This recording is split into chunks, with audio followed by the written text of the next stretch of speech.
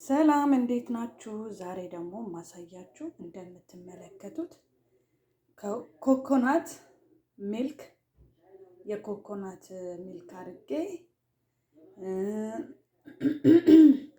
ቫኒላ እንትን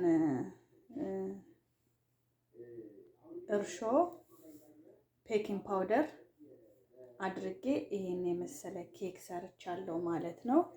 እንደምትመለከቱት ኦይሉ የተደረገበት ኦይል ጨምሬያለሁ። ዘይት የምግብ ዘይት ማለት ነው የጨመርኩበት። ኬኩ ግን በስማም እንዴት ሶፍት እንደሆነ እንዴት እንደሚያምር ተመልከቱትማ። በቀላሉ እንደዚህ አድርገን ጾም ሲሆን ቤታችን ውስጥ እንደዚህ ሰርተን ለልጆቻችን ማብላት እንችላለን ማለት ነው። እንደምትመለከቱት በጣም ነው የሚያምረው። ቴስቱ በጣም ቆንጆ ነው። እዚህ ጋር እንደዚህ አድርጌያለሁ።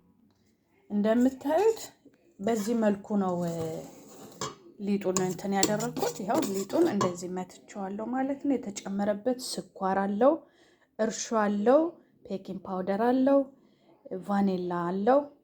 አንድ ሲኒ ደግሞ እንትን አለው። አንድ ሲኒ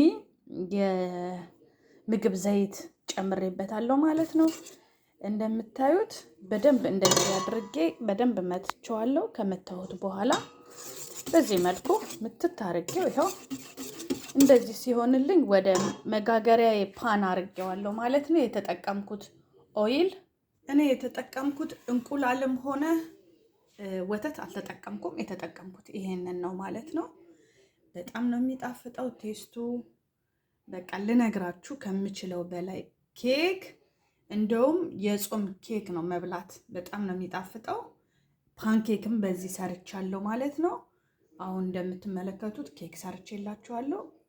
እንደዚህ አድርጋችሁ ቤታችሁ ውስጥ ለልጆቻችሁ መስራት ትችላላችሁ ማለት ነው። ከዛ በተረፈ ደግሞ ይሄንን የኮኮናት ሚልኩን እንትን ማድረግ ትችላላችሁ።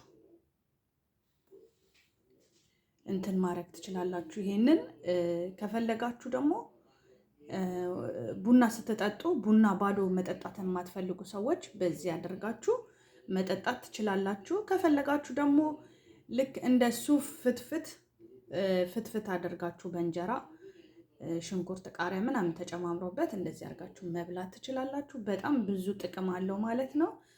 ስለተከታተላችሁኝ አመሰግናለሁ። ሰብስክራይብ፣ ኮሜንት፣ ሼር ማድረጋችሁን አትርሱ። ለሌላ ጊዜ ከመጀመሪያ እስከ መጨረሻ ድረስ አዘገጃጀቱን አሳያችኋለሁ ማለት ነው። በዚህ መልኩ እንደምትመለከቱት ሊጣችንን እንደዚህ በደንብ አድርገን ከመታነው በኋላ ወደ መጋገሪያችን ወደ ፓናችን እናስገባዋለን። ከዛ ደግሞ በዚህ አይነት መልኩ ይሄን የመሰለ ቆንጆ ኬክ እንሰራለን ማለት ነው። እንደምትመለከቱት በጣም ነው የሚያምረው። ጣዕሙም በጣም ቆንጆ ነው ማለት ነው። ሌላ ጊዜ ከመጀመሪያ እስከ መጨረሻው አዘገጃጀቱን አስገባላችኋለሁ ማለት ነው። ዛሬ ግን አጋጣሚ ስለሰራው ነው። ስለተከታተላችሁኝ አመሰግናለሁ። ባይ